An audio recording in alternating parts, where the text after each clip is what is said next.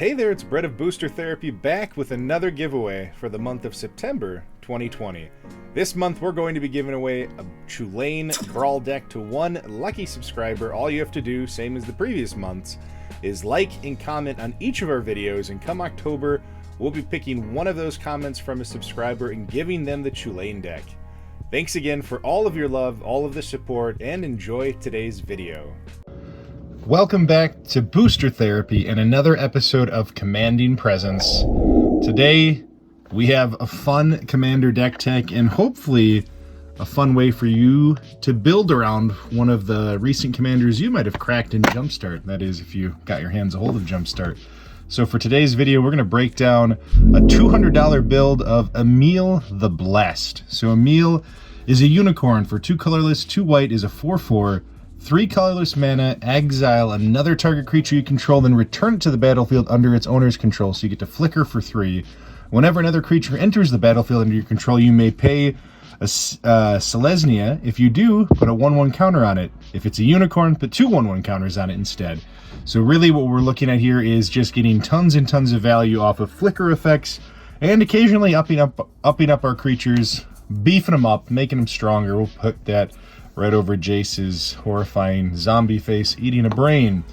And with this deck, like all decks, the first thing we're going to dive into, of course, is the ramp. So the ramp package, you got Soul Ring, a standard for all decks in Commander. You should always have a Soul Ring. Birds of Paradise, I love that it can tap for 2 colorless, plus it gave me a good excuse to use one of these new Secret Lair birds. Arcane Signet, like at this point, like Soul Ring, I just feel like every deck should have it. It's a very strong 2-mana ramp spell. Spring Bloom Druid. So this is a good one that helps us ramp. It's Harrow on a stick, not at instant speed, but we can bounce it. So if we flicker Spring Bloom, we get extra value out of it, get more lands. You know how it goes. Solemn Simulacrum, same idea. It gets to ramp us for 4, gives us 1 basic land, and we can flicker him over and over again and get more lands. Kodama's Reach, a standard ramp package, 3 mana to get us 2 lands, 1 into play.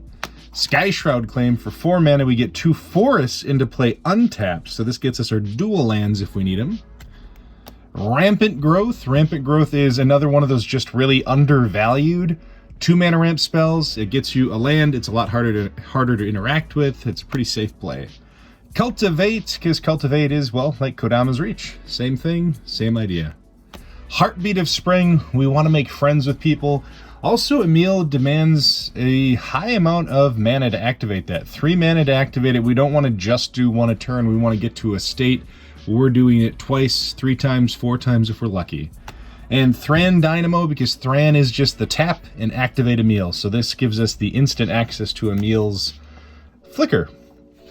Next thing we're going to talk about is a few other spells to help flicker our creatures. So if Emiel is getting locked out or turned into a tree or whatever it is, there's a few other ways we can flicker.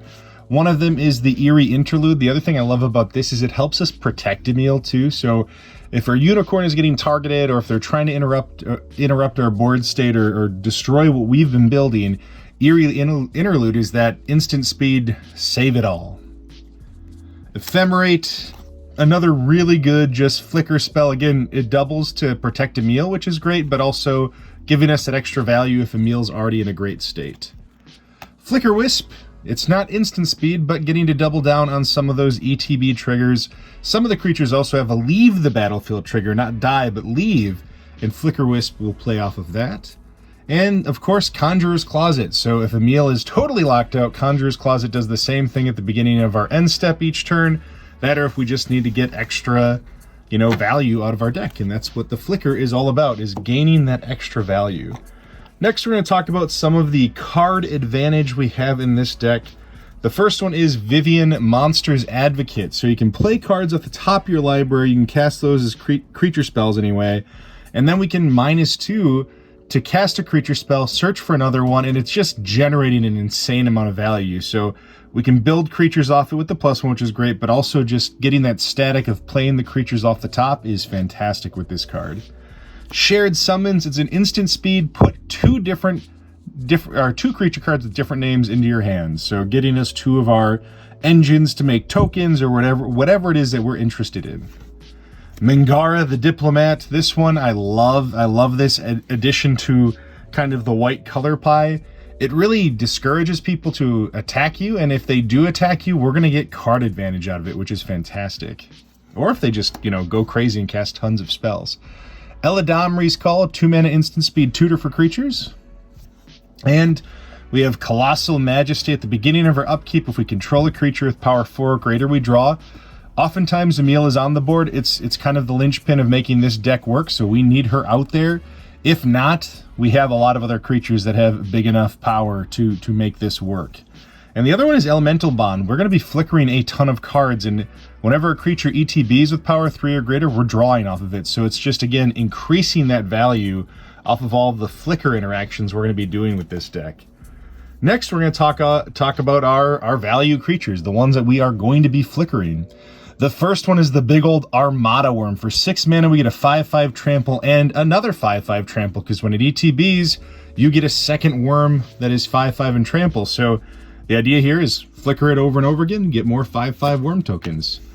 The Wall of Blossoms, just a solid draw engine, and it's a nice big butt in the way, so when people try to crack into us with those quicker decks, it just gives us a good blocker. Kogla the Titanate, this is removal on a stick. This is just a fantastic beater, and it ETBs, it destroys, or it fights a creature, which it often lives through. The other sneaky value here is a lot of our ETB creatures are actually humans, and we can return humans to our hand with this card. So again, if Emiel is offline or if Conjurer's Closet isn't out there, this is another way to put cards back in our hand, get them back into play, and again, recur that value. God Eternal Ronus, this is also a finisher for the deck. This thing entering the battlefield doubles all of the power of all of the creatures we have, so hopefully you have a big wide board state full of worms and other tokens that we're creating, and we're just cracking in. The Charming Prince, I love that there's 3 modes on this one, so its flicker gives us 3 different choices, either gain life, scry 2, or we can flicker another creature if we needed to for some crazy reason. Duplicant, this is removal flicker. I love this one. So whenever he enters the battlefield, we can exile a creature, and it's any non-token creature. So we can pick our opponent's creatures, exile them with this, and then just flicker it and do it again.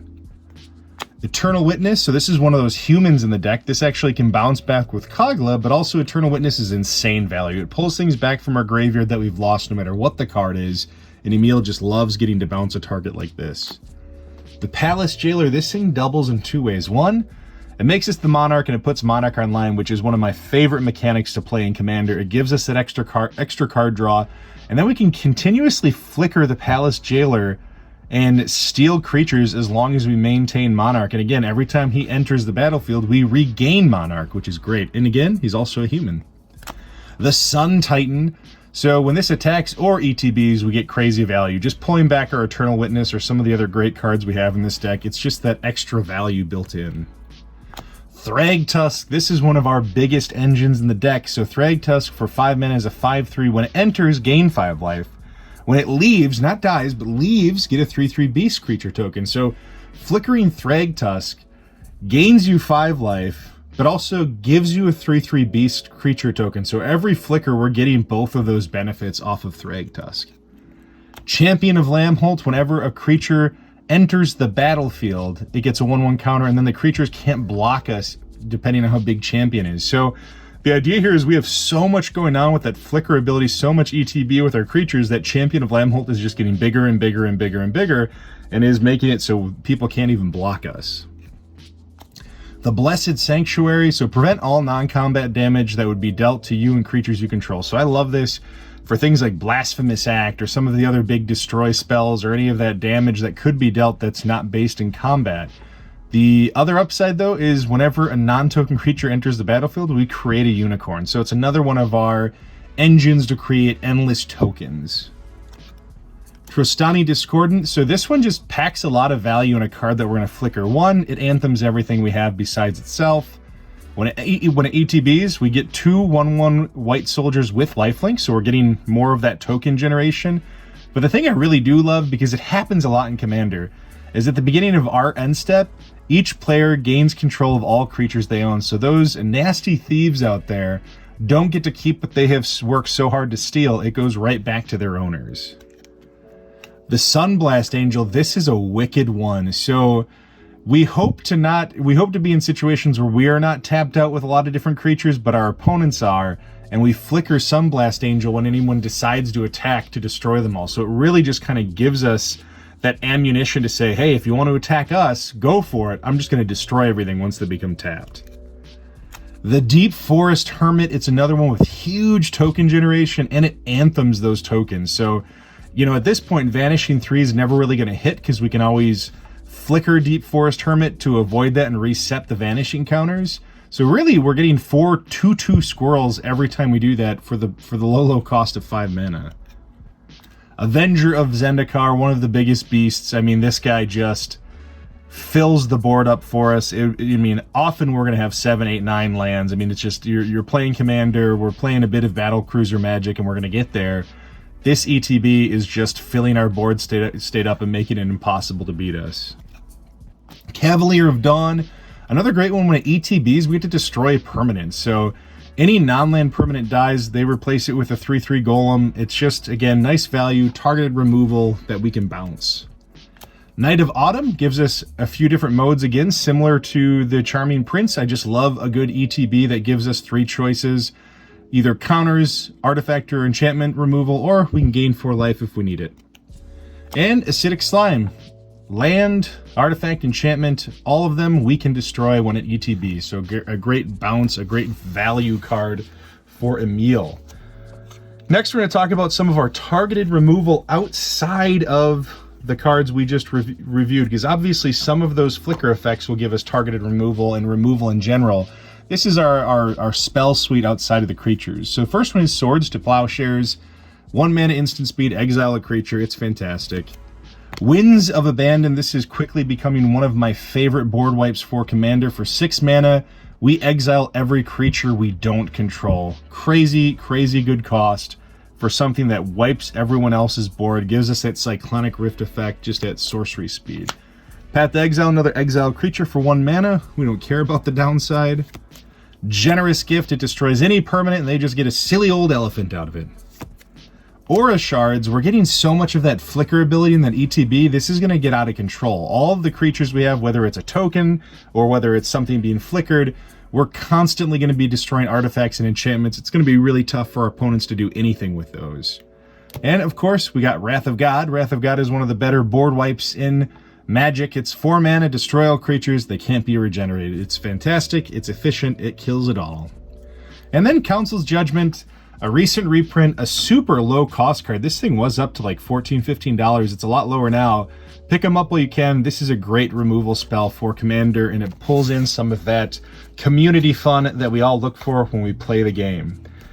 Next, we're going to talk a little bit about our protection. How do we keep things safe with this deck? First one, we have Shielded by Faith. Really, the only target we care about here is Emiel. So Shielded by Faith is just a great card. It helps us to keep Emiel indestructible, a great enchantment to target her. We can also move it around as other things ETB, so we can kind of pick and choose while we use her ability to swap it onto other creatures if we need to. The main idea, though, is to give Emiel indestructibility and make it tough to kill her. Giver of Runes, just a great way to give protection to Emiel and really any other creature, so just doubling down on how we keep Emiel safe because it is such an important engine for this deck. Mother of Runes, because if you have Giver, you should have the Mother. It's just superior in every way. It can protect itself and protect Emiel. The only downside is, I suppose, the colorless option, so Emiel can only get protection from Eldrazi if you have the Giver. Mothra Supersonic Queen. So another way to kind of get to double down on ETB is if they don't have flying and they die and we have Mothra or Luminous Broodmoth, whatever you'd like to call this, we get it back with flying, and it gets the ETB trigger again. So Mothra kind of plays in a lot of different avenues, but it's also just a great card to keep our creatures on the board to help us, kind of dodge those board wipes. Ghostly Prison, we're going to get hated quick when the value starts growing. Ghostly Prison just makes people have to think twice, at least about what they're doing if they want to try to attack us. Heroic Intervention, when somebody tries to do that board wipe or target one of our permanents that we can't afford to lose, whatever it is, Heroic Intervention for 2 mana is an ultimate answer to a lot of problems. Lightning Greaves, it's a standard. If you're playing Commander and you're very creature-based, Lightning Greaves should be in your deck. It's a clean way to protect your Commander and also give haste.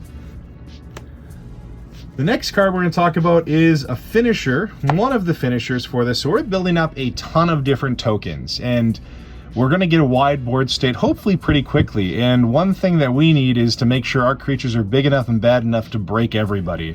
One way to do that is with Beastmaster Ascension. For 3 mana, this enchantment sits on the board, and as a creature attacks, you put a quest counter on it. Once you get 7, everything gets +5/+5. So it is a super anthem that is activated very quickly, or at least turned online very quickly, and one of the important parts of just making our tokens deadly in this deck.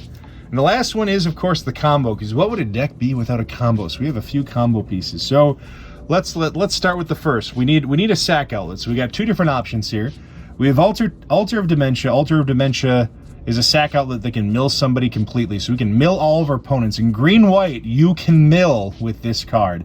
Martyr's Cause is another one that just sacks to prevent all damage to a creature or player from one source. So we can kind of target a creature and say it's not going to deal damage to us if we sack a creature to the Martyr's Cause. So we get one of our sack outlets on the board. Next from there, we have to have one of these 2 pieces. Either the Good Fortune Unicorn or the Vizier of Remedies. What's important about both of these is one adds 1/1 counters, one negates -1/-1 counters from happening. Essentially for us, they're going to do the same thing. We're going to work with persist creatures, and this is going to keep them alive no matter how many times they die. So next we need, well, a persist creature, and we've got 2 of them in this deck. We've got either Kitchen Finks or we've got Woodfall Primus. So Woodfall Primus, these looping in their own, even without the side benefit of what Martyr's Cause and Altar of Dementia does. 1, destroys every non-creature permanent that exists. We can destroy them all by just infinitely looping this if we have one of the 2 Vizier or Good Fortune on the battlefield, and we're sacking this. Kitchen Finks, we can sack infinite times to gain infinite life. So infinite life gain. The other thing that's great about these, they're both ETB, so we can even just flicker these for value. So they are just centered around value. They don't need to be about the combo to win with this deck. And if for some reason all of these creatures are dead, but we still manage to keep this bad boy or this bad boy, well, we've got these 2. Karmic Guide and Revelark both play really well into each other. They infinitely loop when they're sacking together. When one is in the graveyard, the other one brings the other one out, and you just go back and forth with them. So we can prevent infinite amounts of damage, or we can mill out all of our opponents with infinite amounts of card mill. It works by itself as long as you have the sack outlet. Again, another added benefit, ETB leaves battlefield. Both of these work off the flicker effect, so they just work really well with Emiel, even if we're not playing off the combo. And that is Emiel the Blessed, our newest commander from Jumpstart, one of the newest commanders. This is an exciting deck to play, a ton of value. This is the first time you're genuinely going to enjoy every aspect of playing Selesnya, and not totally, because we kind of do a little bit, have to rely on a tokens deck. So Emiel is just a powerhouse. I hope you all have fun with this. As a reminder, there's a bunch of links in the description below. There's one to our website. It can help you buy merch from us. It also shows you how to become a patron and some of the benefits of that. We also have a link to this entire deck list. It goes right to TCG Player, which is actually an affiliate link for us. So if you want to purchase the deck, again, it's around $200. It's an incredibly effective deck for that price too. The land base is one thing I didn't put in there, so it's something you'd have to add on your own, and that's going to depend on your own budget, right? But that's how we're building these, is, ignore the lands, let you kind of play how you want to do with lands, because that can really vary. You can go all basics, especially with 2-color. But that's out there. It supports us when you click that affiliate link. It really helps us to grow and to just be a stronger channel for you. And until next time, this is Booster Therapy. This is another episode of Commanding Presence, and you all have a wonderful rest of your day.